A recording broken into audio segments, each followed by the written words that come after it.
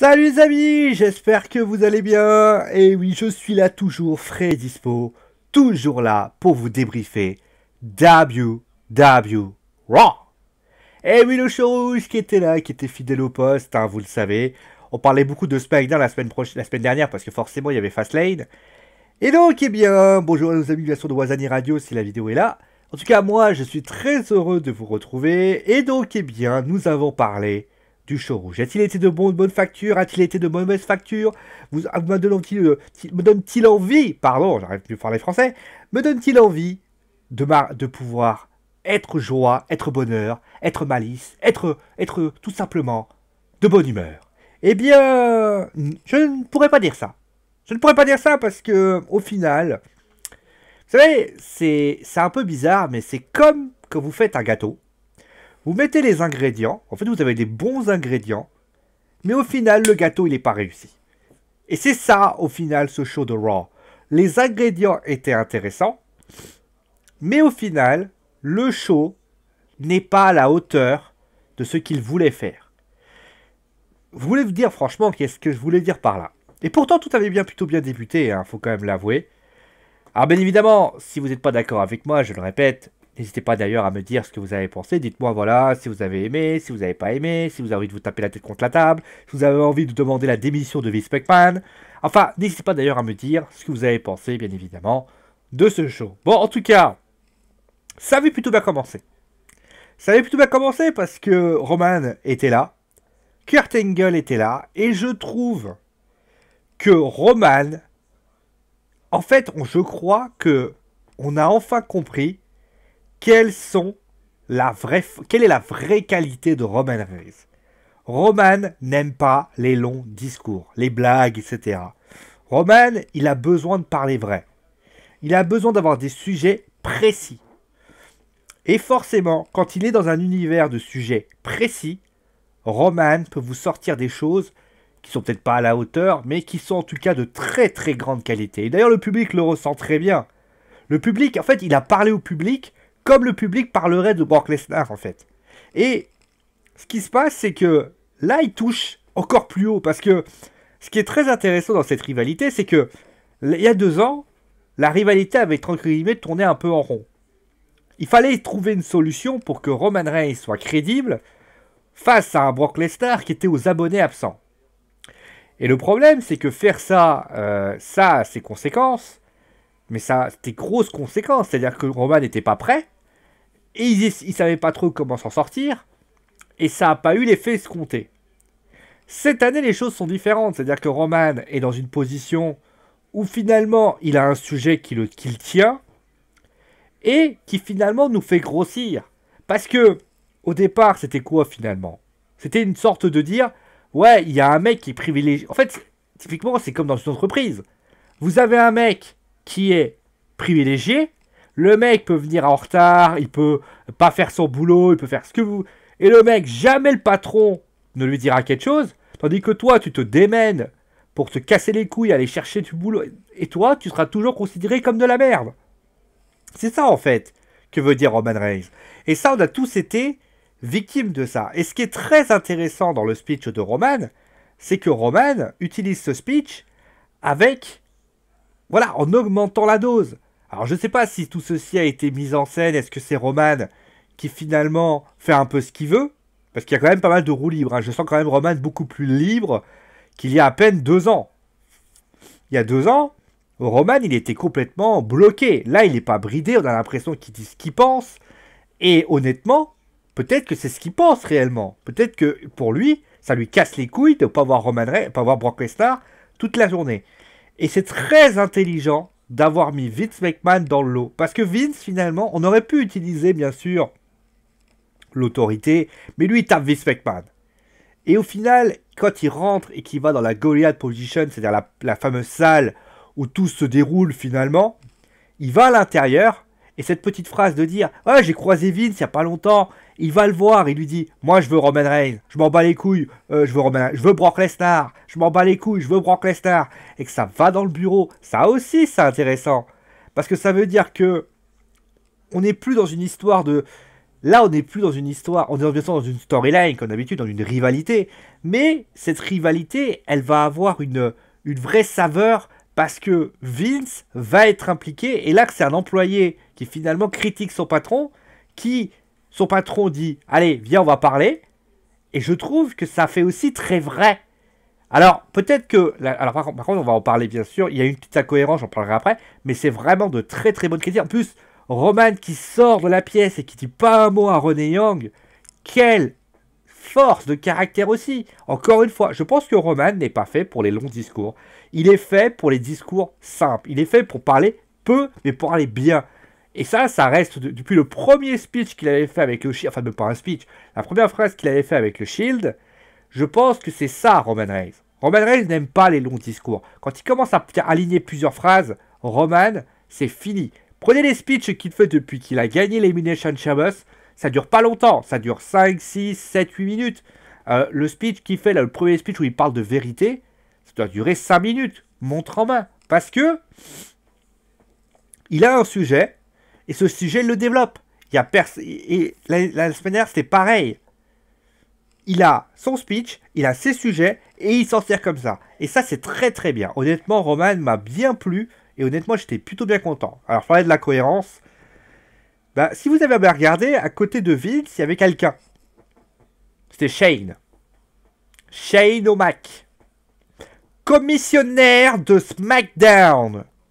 Alors, je sais qu'ils veulent réunir les pay-per-view, mais je veux bien que l'on me fasse croire. Alors, je sais qu'on veut faire du vrai. On veut que ce soit hyper vrai, hyper réaliste, comme si on faisait que la WWE était organisée. Oui, mais non. On peut faire vrai, mais la WWE, c'est un divertissement sportif. Tu ne peux pas montrer l'envers du décor en mettant des incohérences comme celui-là. C'est comme si vous mettiez Stephanie McMahon à SmackDown, ça ne collerait pas. Raw, c'est Stephanie. Shane, c'est SmackDown. Là, il avait rien à faire là, Shane. Il avait rien à faire là. Autrement dit, il a été présent. Sa présence n'a pas servi. En fait, voilà, maintenant, il n'a pas servi à grand-chose. C'était plus anecdotique. Mais si on veut faire du vrai, moi, ça me pose aucun problème. Je considère que de faire le vrai, ça donne envie, ça met de l'ambiance. Oui, mais attention à ce que le vrai... J'en parlerai d'ailleurs avec le speed de John Cena après. Attention à ce que le vrai ne détruise pas les storylines et les gimmicks. Voilà, c'est tout ce que j'ai à dire. Bon, voilà, plutôt content. Alors, ensuite, nous avons eu un match féminin entre Sonya Deville et Sasha Banks, featuring Bayley. Alors, je suis mitigé dans ce qui s'est passé. Je suis... Alors, le fait que Bayley ne soit pas très content, qu'elle lui en veuille, je ne comprends plus trop. En fait, je comprends et je comprends plus trop. Alors, l'attitude de Bayley qui joue un peu la heel pour faire brouiller les pistes, je suis d'accord. C'est plutôt une bonne idée. Depuis 2 semaines, il fait ça. Je trouve que c'est plutôt une excellente idée. Mais le souci, finalement, c'est est-ce qu'on n'en fait pas un peu trop, là? Je vais prendre un exemple. Bayley, donc, rentre donc, avec Sasha en faisant une tranche de 35 mètres carrés. On le voit d'ailleurs avec l'attitude de Sasha qui regarde Bayley et qui à la limite veut rigoler avec elle, et on sent que Bayley, elle n'a pas la joie. Le choix peut être bon, mais moi j'aurais voulu qu'elle lâche Sasha Banks. Si elle l'avait lâché, là, ça aurait été intéressant. Là, elle se protège, donc elle fait permettre à Sasha de gagner, mais ce qui me gêne, c'est que là, ça commence à tirer un peu sur la corde. C'est-à-dire que Sasha, au final... Eh ben, on attend toujours le moment où ça va se friter entre les deux. Où Sasha va dire à Bayley, bah écoute, sauf qu'il y a eu ce moment, et après il n'y a eu plus rien. Et j'ai l'impression qu'en plus, la justification de Bayley, alors, si elle joue ça sur le côté heel, ça peut être pas mal. Si elle fait son heel turn, ça peut être pas mal. Parce qu'elle peut dire, ouais, en fait, finalement, moi, je me suis démené, moi, en fait, je suis fair play, mais vous préférez Sasha Banks, en fait. C'est-à-dire que Sasha Banks, elle va faire des roll-up, elle va faire des trucs comme ça, et vous, bah vous trouvez ça rigolo. Ça peut être sympa. Mais si c'est toujours face, le problème en fait, c'est que Bayley a joué la heel depuis le début, et en fait, on va dire, ouais, bah en fait, bah ok, bah Sasha, elle a fait. Alors, encore une fois, je répète, la WWE marche sur des œufs avec ça. Parce que celle qui va turner, il va falloir qu'elle assure. Alors, si c'est Sacha, pardon, je ne vois aucun problème. Mais si c'est Bayley, ah bah, moi je demande à voir parce que je suis très curieux. Mais je pense que elle n'avait pas... En fait, il faut accentuer les choses au fur et à mesure. Semaine après semaine, il faut monter. Comme le fait Roman Reigns. Si Bayley se contente de la regarder, protège Sacha et au final se barre, je trouve ça un peu bizarre. Surtout qu'ils ne sont pas venus très longtemps. Et au final, bah, on n'est pas un peu plus sorti de l'auberge. Et puis, la confrontation Bayley-Sacha, on l'attend toujours. On a l'impression que les deux font des combats. Voilà, ils ont des combats. Enfin, ils se protègent mutuellement. Mais aux dernières nouvelles, on attend ce moment où Sacha va dire à Bayley, c'est quoi ton problème? Où ils se disent les choses. Quitte à aussi, parce que je vois très bien aussi, peut-être pas Sacha contre Bayley, mais Sacha Banks et Bayley contre Absolution à Mania. Ce qui pourrait être une bonne idée. Mais là, vous allez vous rigoler parce que je voulais vous l'annoncer dans le WWE News. Il va y avoir la Fabulous Moolah Battle Royale Memorial Match. Si Bayley élimine Sacha Banks, ça peut être une idée aussi, mais je pense pas. Honnêtement, il doit y avoir Sacha Banks contre Bayley, hein, je vous l'annonce. Mais qu'on soit clair là-dessus, moi, de mon point de vue personnel, je pense que Bayley a un peu stagné aujourd'hui. On est dans une situation où je crois que la WWE a trop de semaines. Il faut que la semaine prochaine, les choses évoluent. Qu'il y ait un heel turn, qu'il y ait quelque chose qui fera que clairement, on sache où on est. Là, je suis quand même assez perdu par rapport à tout ça. Et juste après, nous avons eu le Miz. Mon petit Mizou, mon petit Mizou, mon petit Mizou. Le Miz, en fait, alors, je ne sais pas si vous vous souvenez, il y a quelques semaines, j'avais parlé de Jinder Mahal qui avait essayé de parler de Bobby Roode. Je rappelle d'ailleurs que Bobby Roode en parlera bien sûr dans le Wrestling Show de vendredi. En live, bien sûr, sur le Kids Sport. Ensuite, donc, qu'est-ce qui s'est passé? Et là, c'est là que le Miz est fort. Jinder, quand il parle, les gens s'en battent les couilles. Sans offense, hein, c'est vraiment... Il parle, mais on ne croit pas en ce qu'il dit. Le Miz, il est arrivé, il s'est mis devant les deux, et il a fait preuve d'une telle arrogance qui aurait pu énerver Randy Orton et Bobby Roode. Parce que lui, c'est une tête à claque. Il a pas... Le Miz, regardez. Le Miz, vous lui mettiez Legend Killer. Il lui aurait dit, tiens, prends ça, c'est pour à bouffer. Il l'aurait pris, il aurait fait un speech de dingue. Parce que il sait comment mettre en scène. Et malheureusement, notre cher Jinder ne sait pas le faire. Et ce speech-là que fait donc avec Seth Rollins et Finn Balor, le Miz, il sait très bien le mettre en scène. On le voit, il est à l'aise dans ce sujet, il est à l'aise dans ce personnage. Même si je reste à penser que le Miz en face reste une bonne idée. Ça n'a pas été assez exploité, et je le dis quand même. Mais en tout cas, moi j'ai trouvé que... En tout cas, bon, après, Finn Balor et Seth Rollins sont des speechers exceptionnels aussi, donc à 3, ils étaient géniaux. Honnêtement, le speech était de très bonne qualité, le Miz a su se mettre en place, et honnêtement, j'ai été très très content de ce qu'a fait le Miz et Seth Rollins et Finn Balor. Surtout que, voilà, ça parle des dossiers, ça parle mal, ça parle de ce qui s'est passé avant. C'est typiquement ce qu'on veut, nous. Hein. On veut du dossier, de ce qui s'est passé avant, parce que comme ça fait bien mal, ça fait bien chier le monde. Et tu sais quoi? Alors, en tout cas, ça fait réveiller les choses, et ça, c'est pas mal. Donc après, il y a eu alors, on en parlera peut-être plus en détail à la fin, puisqu'il y a eu la Battle Royale pour les titres par équipe. On en parlera, enfin, pour le Challenger pour les titres par équipe, on en parlera peut-être à la fin. Mais en tout cas, il y a eu quelque chose qui s'est passé avec le Mistourage. Bien sûr, on en parlera tout de suite après. Alors, il y a eu John Cena qui est arrivé. Alors, j'ai eu peur. Alors, je tiens à signaler que John Cena, quand il est arrivé, je me suis dit, putain. Alors, je me suis dit, ok, il faut bien qu'il arrive à Raw. Encore une fois, est-ce qu'il peut pas le faire à SmackDown? Il est obligé de se balader à Raw. Moi, je sais pas. À un moment donné, John Cena, je te connais pas. Mais va à Raw. Arrête d'être à Raw. Va à SmackDown. C'était un pay-per-view. Fastlane, SmackDown, va à SmackDown, merde. Putain, mais merde, arrête d'être à Raw. Si t'es payé pour être à Raw, tu fais des pay-per-view de Raw, enfin, jusqu'après WrestleMania, mais tu vas pas faire un match à Fastlane. Alors, peut-être que les gens veulent faire l'immédiateté, mais il y a 2 jours. On est mardi. Il n'aurait pas pu le faire mardi, quand même. Mais non, peut-être que le public n'aurait pas été réceptif. Peut-être. Admettons. Peut-être qu'il n'y a pas eu assez de temps. Admettons. Surtout que le speech est bon. Putain, le speech est très bon.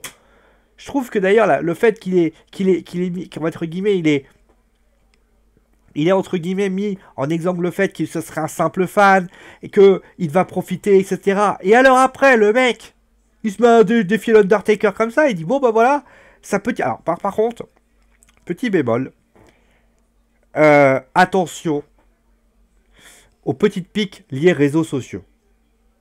On a parlé avec Colin, c'est bien. Mais aux dernières nouvelles, c'est l'Undertaker. L'Undertaker, tu ne lui parles pas de la même... Tu dis pas, ouais, il va faire des photos avec sa femme sur Instagram. C'est l'Undertaker, The Dead Man. Le mec a créé une mystique dessus. Et là, t'es en train limite de dire, ouais, le mec, il a une meuf, il a fait des photos avec en bikini. Enfin, en maillot de bain, alors qu'elle était en bikini et tout. Moi, ça me plaît pas. Encore, il y a des personnages, ça me dérange pas, mais c'est comme si tu faisais en sorte que Bray Wyatt, tu le mettais avec Jojo. Il allait se balader sur la plage. Il faut faire attention. Mais après, le speech est très bon. D'ailleurs, il aime bien, il a beaucoup joué avec le public. Le Let's Go Roman, il est génial. Tu vois trop que voilà, il a envie de. Bon, il dit bon, c'est pas une très bonne idée. Le mec, il se tâte. Et puis d'un seul coup, il se dit bon, bah voilà, je défie l'Undertaker. C'est vraiment une très bonne chose. Et finalement, même bon, après, c'est pour celui qui croyait qu'il allait pas avoir un match à Média, croyez au Père Noël. Après, ça aussi, ça c'est bien parce que maintenant, il a défié l'Undertaker. À mon avis, l'Undertaker sera là la semaine prochaine. Mettez-les à SmackDown. L'Undertaker, c'est SmackDown. Restez à SmackDown. Arrêtez d'aller du côté de Raw parce que c'est manquer de respect à SmackDown. Voilà, c'est tout ce que j'ai à dire. En tout cas, moi, je suis très content. D'ailleurs, les petites piques, voilà, c'est ça que j'ai bien aimé. Bon, après Elias, bon, j'ai même pas regardé. J'ai trouvé ça tellement ridicule de le voir comme ça. Non, mais j'ai même pas envie de prendre la tête. J'ai même pas regardé le segment. Vous allez regarder, vous donnez votre avis. Et donc, eh bien, alors, juste après, nous avons eu Finn Balor contre Seth Rollins. Finn Balor, Seth Rollins. Seth Rollins, Finn Balor. Alors, ça, clairement, on a eu un très très gros match. On a eu un match d'excellente facture. On a eu deux lutteurs, voilà, qui ont sorti un match exceptionnel. C'est sans doute le match qu'on aurait dû avoir au SummerSlam, vous savez, pour le titre universel, si Finn Balor s'était pas cassé le bras. Parce que très clairement, on a eu un énorme match. Bon, Finn Balor a gagné. Mais moi, j'ai adoré ce match. J'ai adoré ce match. Il y avait de l'intensité, il y avait de l'envie, il y avait vraiment tous les ingrédients qu'il fallait pour sortir le match de la soirée. Et honnêtement, c'était le match de la soirée. Et donc, eh bien, moi, j'ai adoré. J'ai trouvé que ce match, eh bien, honnêtement, il était de bonne qualité. Après, c'est dommage que le Miz ne soit pas intervenu, que le Miz ne soit pas dit, bon, bah voilà, je vais venir. On l'a vu, mais prendre parti, par exemple, ça aurait été sympa. Ou limite, le Miz serait venu, il aurait fait le fanfaron, il aurait pu porter un Cross-Country Finale. Là, c'est vrai que ça a manqué un petit peu de Miz Time. Mais après, le match est de très très bonne qualité, honnêtement. Celui qui dit que ça n'a pas été bon, qu'il me jette la première pierre, mais qu'il ne revienne jamais. Voilà. Donc après avoir annoncé encore une nouvelle fois que Kid Rock serait Hall of Famer, et oui, je vous le dis, nous avons eu Asuka. Asuka qui affrontera donc Charlotte pour le titre féminin de SmackDown. Alors après, les raisons, bon, elle l'a expliqué, c'est parce que c'est la femme. Alors, elle voulait prendre référence à Ric Flair. The man, you have to beat the man. Donc forcément, c'était the woman, you have to beat the girl. Voilà, comme ça. Écoutez, j'ai trouvé que... D'ailleurs, je trouvais que... Alors, le fait de dire, voilà, bon, bah, elle veut de la compétition, elle veut ci, elle veut ça. J'ai trouvé ce speech, alors, qui est en tout intéressant. Mais... au final, je me demande à quoi il a servi. Enfin, je sais à quoi il sert parce qu'en fait, il entraîne donc Mickie James, qui entraîne donc Nia Jax, qui entraîne donc le fait que Nia Jax devient folle. Ça, j'ai compris. Mais dans tout ce listing-là, est-ce que vous pensez réellement que la présence d'Alexa était vraiment utile? Surtout que le speech qu'elle fait, on aurait dit, voilà, à un moment donné, il dit, ouais, bah écoute Alexa, écoute, elle veut là-bas, parce que après elle dit, ouais, elle est nulle. Enfin, je suis perplexe. Bon, après, ça permet d'en créer le reste. Mais moi, je suis très perplexe par rapport à tout ça. Mais en tout cas, le match entre Asuka et Mickie James est de très très bonne qualité, je tenais à le dire. Pardon. J'ai adoré ce match. Je trouvais que le match entre Mickie et Asuka était vraiment bien. Ça va vite, ça va être de vitesse mais assez vertigineuse. Honnêtement, j'ai adoré ce match. Et l'abandon, bon après la victoire d'Asuka était relativement classique. Mais bon voilà, après Asuka, je me demande réellement comment elle va faire pour porter le titre parce que c'est pas une femme qui cause. Et ça va peut-être manquer du côté de Raw parce qu'à NXT elle pouvait se le permettre, donc on verra ça plus tard. Bon là après, il y a un segment. C'est bien mené d'ailleurs, hein, un segment avec Alexa qui lui dit bon bah écoute, moi la semaine prochaine j'affronte Asuka, j'espère que tu seras dans les parages et tout, c'est plutôt bien fait. Bon, la jobbeuse, je vais pas. Alors le sens de la jobbeuse, j'ai son nom, c'est Joan King. Donc elle l'a battu très facilement. Et juste après l'histoire du micro. Alors ça fait très classique. Parce que, évidemment, c'est extrêmement classique. T'as le micro qui est branché, tout le monde le voit, etc. etc. Ça c'est pas mal. Mais par contre, je suis désolé, le micro, faut le planquer, les gars. Parce que si Alexa l'a pas vu, c'est qu'elle est conne. Enfin, après, tu me dis, ouais, enfin, ils disent le micro est allumé. T'as une perche énorme qui est tout en haut, à la limite. Tu veux vraiment faire ça bien? Mais essaie de le mettre dans un truc de manière à ce qu'on le voit pas. On aurait entendu une voix, on se serait dit, tiens, c'est quoi cette voix? Et puis, bizarrement, Naya aurait cherché, elle aurait tourné la tête, et là, nous, on aurait vu la discussion, voire même, ne mets pas les visages, on les entend. Pourquoi la caméra? Et là, juste après, Charlie Caruso qui arrive avec une caméra et qui dit hey, les filles, là, mon micro, il est là-bas, là. J'ai mis mon micro là-bas, il est branché. Et voilà. Et là, elle l'ouvre, elle fait ah, bah, il y a le micro. Ça aurait été cool. Là, c'est. Parce que le micro, très clairement. Enfin, je sais pas, si tu veux vraiment être discrète, t'évites de tourner la tête et de voir le micro à côté. Parce que moi, je sais comment ça va se passer la semaine prochaine. Hein. La semaine prochaine, tu vas voir Alexa qui va arriver. Écoute, Naya, je voulais pas dire ça. Écoute, je voulais te donner de la motivation, etc., etc. Mais qu'on soit clair là-dessus, hein. Bah, je crois pas. Hein. Mais donc voilà. Donc, l'histoire de la position du micro, ça m'a un peu gêné. Mais bon, sinon, bon. Après, ça reste du classique, hein, de voir ce genre de choses arriver, ça reste très classique. Et donc, nous avons arrivé à pour. Bon, j'ai pas parlé. Alors, la Ultimate Deletion, je verrai la semaine prochaine, j'en parlerai bien sûr la semaine prochaine parce que c'est ce qui va se passer. Je suis rigolo de voir comment ça va se passer, mais en tout cas, je vous donnerai bien sûr mon avis par rapport à tout ça. Et donc, on va commencer avec le number one contender pour le tag team, la bataille royale pour les titres par équipe. Alors, il y avait toutes les équipes, sauf un, qui était Braun Strowman. Alors, je vais être très clair. Moi, quand on m'a dit, il va y avoir la bataille royale, je me suis dit, pourquoi pas? Ça reste une technique. En plus, ce qui s'est passé avant restait cohérent. Tu as Leverbar qui finalement s'en prennent à toutes les équipes. Donc forcément, les équipes viennent le voir. Je comprends l'idée. Mais dans quel... Alors, bien évidemment, la WWE, c'est extrapoler les règles, etc., etc. Ok. Mais, depuis quand un mec est une équipe?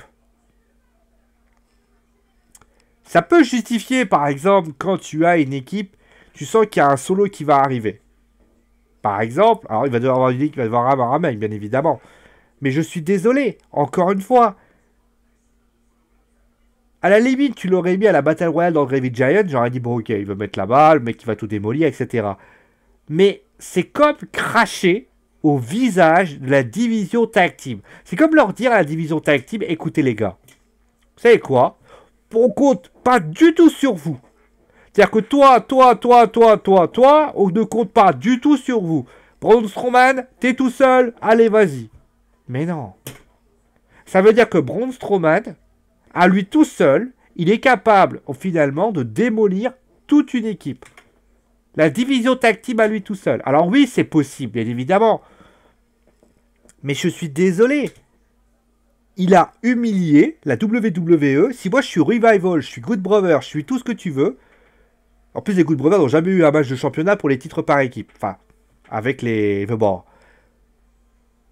C'est typiquement le truc de dire, écoutez les gars, vous êtes dans la merde. Sans offense, hein, vous êtes de la merde. On va prendre un mec tout seul, on va dire considérer que lui, ça va être le champion par équipe. Parce que croyez pas que Braun Strowman va pas gagner à WrestleMania. Donc, la semaine prochaine, soit il va trouver un partenaire. Ce partenaire, ce sera peut-être Elias, parce que je sens qu'Elias va avoir un truc à lui. Mais je suis désolé. Encore une fois, c'est tellement mal fait. Qu'est-ce que Braun Strowman vient foutre dans cette galère? En plus... Non, mais je suis désolé. Sheamus et Cesaro qui portent la division tag team sur leurs épaules viennent de voir un type gagner le match. C'est triste. Et j'ai même pas envie de commenter ce match. Est-ce qu'il était bon, est-ce qu'il était pas bon? Parce qu'au final, on a une réalité. Le match, finalement, il n'a pas eu. Braun Strowman a gâché la bataille royale et a humilié les champions par équipe et la division tag team. Voilà, c'est tout ce que j'ai à dire. Donc au final, ça fait un Raw, comme je l'ai dit, qui a des bons ingrédients, mais qui finalement s'en sert pas comme il faut. Alors tout est plutôt bien fait. On a le début qui est pas mal, John Cena qui est pas mal, mais Alexa c'est plutôt c'est fait maladroitement. Le main event, j'en parle même pas, c'est mal fait. Bailey c'est fait, mais c'est pas assez mené, il faut plus encore. Roman, il y a Shane qui est là, mais après c'est pas trop grave. Voilà. Finn Balor, Seth Rollins, c'est pas mal. Le show est bon, mais il aurait pu tellement être meilleur si toutes ces incohérences n'avaient pas fait injure à tout ça. Donc voilà, le show est de bonne qualité. Il faut maintenant il faut continuer. Il reste 3 semaines. Enfin, il restera 3 semaines. Parce que là, on n'est que demain, on n'est que lundi. Enfin, on n'est que la 4e semaine. En tout cas, moi, je suivrai bien sûr tous les shows de Raw et les shows de SmackDown. Ça va être sportif. En tout cas, moi, je vous remercie bien sûr d'avoir suivi l'émission. Si vous n'êtes pas d'ailleurs me dire voilà ce que vous avez pensé du show. Me dites-moi ce que vous avez pensé du show, si le show vous avez pas aimé, si le show vous avez aimé. En tout cas, moi, je vous fais des gros bisous et je vous dis à très vite, bien sûr, pour un nouvel show, un review de Raw sur Wazani Radio ou alors, bien sûr, sur Geek Sport. Allez, je vous fais des gros bisous et je vous dis bien sûr à la prochaine.